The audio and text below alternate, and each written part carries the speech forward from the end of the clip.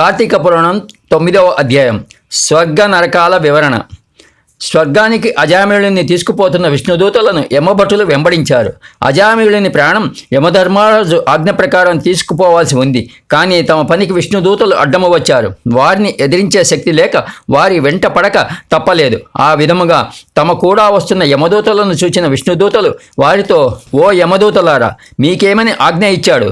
యమదండనకు ఎవరు అర్హుడు? పుణ్యాలను పోగొట్టే పాపాలేవి? మా ప్రశ్నలన్నింటికీ మీరు జవాబు చెప్పండి అన్నారు. అప్పుడు యమదూతలు వినయముతో, పుణ్యాత్ములైన ఓ విష్ణుదూతలారా, మా మాట వినండి. మా స్వామి మాకు ఈ విధంగా ఆజ్ఞాపించారు. సూర్యుడు, చంద్రుడు, వాయువు, అగ్ని ప్రకాశము, గోవు, సంధ్యలు, పగలు, దిక్కు, కాలము ఇవన్నీ మానవుల మంచి కార్యాలకు సాక్షులు. ఇవన్నీ మానవుని చెడు కార్యాలను గమనిస్తూ ఉంటాయి. అందువలన మానవుడు దండనార్హుడు అవుతాడని వేరే చెప్పనవసరం లేదు.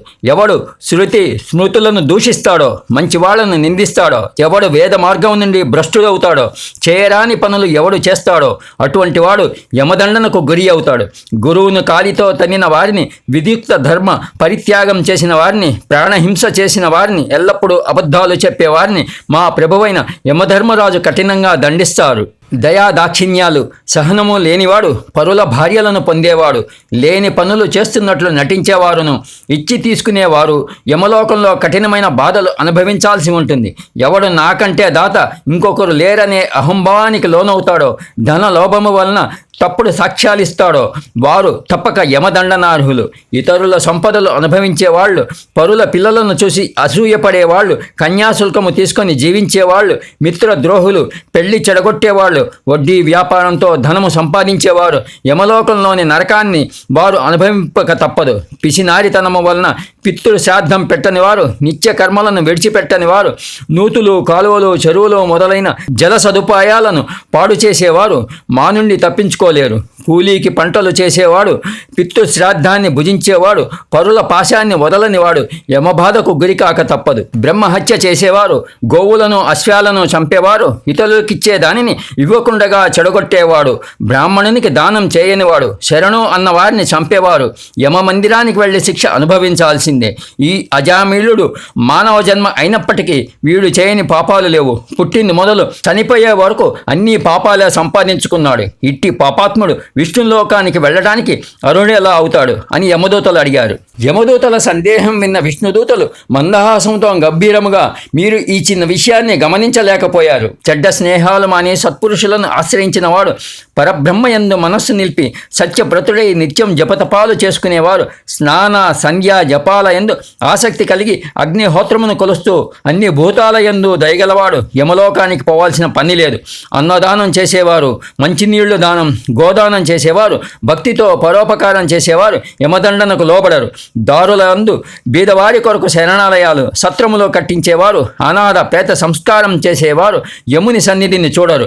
పిల్లలకు విద్యాదానం చేసేవారు, భక్తితో పరోపకారం చేసేవారు యమలోకం పోవాల్సిన పని లేదు. భక్తితో విష్ణువును అర్చన సల్పేవారు విష్ణు సన్నిధానంలో ఉత్తమ జపం చేసినప్పటికీ, భగవత్ప్రీతికై పెళ్లిళ్ళు ఉపనయనాలు చేయించినప్పటికీ అన్ని దోషాలు పరిహారం అగుట వలన యముని సన్నిధికి పోవాల్సిన పని లేదు. మార్గంలో పేదల కొరకు శరణాలయాలు, సత్రములో కట్టించేవారు, అనాథ శవ సంస్కారం చేసేవారు యముని సన్నిధి చూడరు. ప్రతిరోజు శాలగ్రామానికి నమస్కరిస్తూ ఉండే మానవులు పాపాలు పొందరు. ఎల్లప్పుడూ మెడలో తులసి పూసలందు శాలగ్రామవాసి అయిన నారాయణుని అర్పించే పుణ్యాత్ములు యముని ఆజ్ఞలకు లోనుకారు. ఎవరి ఇంట తులసి ఉంటుందో, ఎవరి ఇంట హరికథా కాలక్షేపం జరుగుతుందో, ఎవరు సదా గీతాపారాయణము చేస్తూ ఉంటారో వారు యమఛాయలకే పోరు. శ్రీ సూర్య భగవానుడు తులారాశిలో నుండి సమయమున్న గాని, మకర రాశిలోనున్న సమయమున్న గాని, మేషములో ఉన్నప్పుడు గాని స్నానము చేసేవారు అధమలోకాల వద్దకు వెళ్ళరు. రుద్రాక్ష పూసలు ధరించి జపం చేసేవారు దానపరులు ఎప్పటికీ యమలోకమునకు వెళ్ళరు. అచ్యుత, అనంత, గోవింద, కృష్ణ, నారాయణ అని అంటూ నిత్యం ఎవరు శ్రీనారాయణునికి పూజలు నచ్చదరో వారు అధలోకాలు పొందరు.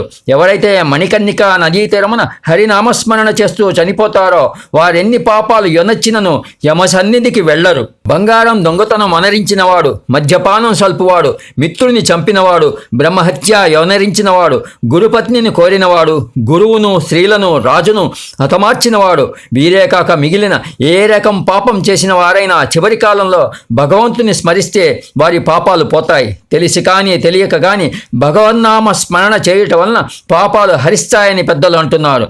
చపలుడైనప్పటికీ, పాపాత్ముడైనప్పటికీ, వ్రతాన్ని ఉల్లంఘించిన వాడైనప్పటికీ, హరి అను పరధ్యానంగా అన్నప్పటికీ నరకానికి వెళ్ళడు.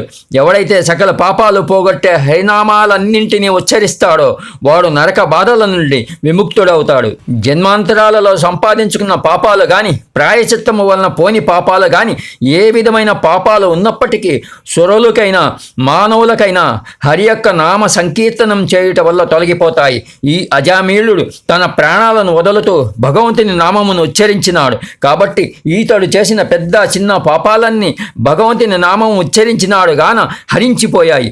దీనికి సందేహము లేదు. అగ్నిహోత్రములో వేసిన దూది మాదిరిగా ఇతని పాపాలన్నీ పటాపంచలయ్యాయి అని విష్ణుదూతలు యమదూతలతో చెప్పి అజామీయుడిని విమానముపై వైకుంఠము తీసుకొని పోయారు. అజామీయుడు యమదూతలకు విష్ణుదూతలకు జరిగిన చర్చ విని ఆశ్చర్యానందాలలో మునిగిపోయాడు. కిన్నెరులను చూడాలనే కోరిక వారికి కలిగింది. భగవంతునికి తన శిరస్సుతో నమస్కారము చేసి విష్ణుదూతలతో, ఓ మహాత్ములారా, తమ దర్శనం వలన ధన్యుని అయ్యాను. మహాపాపాత్ముడనైన నేను మీ అనుగ్రహం వలన అన్ని పాపముల నుండి విముక్తుడనైతిని. పాపాలిచ్చే మహా నికృష్టమైన పని నేను ఎంతో చేశాను. నాలో ఒక మంచి పని కూడా లేదు. మూఢత్వం వలన వేరే దిక్కులేని వారును, ముసలివాళ్ళు, వేరెవ్వరి వద్ద ఉండని వారు అయిన నా తల్లిదండ్రులను వదిలిపెట్టి మోహావేశం వలన మధుపాన మత్తు అయిన నీచ స్త్రీని స్వీకరించాను. ధర్మహానిని కలిగించేవారు పాపాత్ములు పోయే నరకంలోకి నేను వెళ్ళవలసిన వాడిని. నేను చూచింది కలో లేక నిజమో కూడా తెలుసుకొనలేకపోతున్నాను. పూర్వజన్మలో నేను చేసుకున్న పాపాలు తొలగిపోయాయి. ఓ కృష్ణ, ఘోరమైన ఆయుధాలు ధరించిన యమదూతలు ఏమైపోయినారు? నేను పూర్వజన్మలో ఏవైనా పుణ్య కార్యాలు చేసి ఉండాలి. ఈ విధంగా కాకపోయినట్లయినను బోయవానితో కూడిన నాకు వైకుంఠనాథుడైన శ్రీ మహావిష్ణువు యొక్క నామజపము మనసుకు రాకుండగానే ఉండియుండును. సిగ్గు విడిచి మంచి చెడ్డలు ఆలోచించక తిరిగిన వాడిని, బ్రహ్మహత్య చేసిన వాడిని అయినా నేనెక్కడ?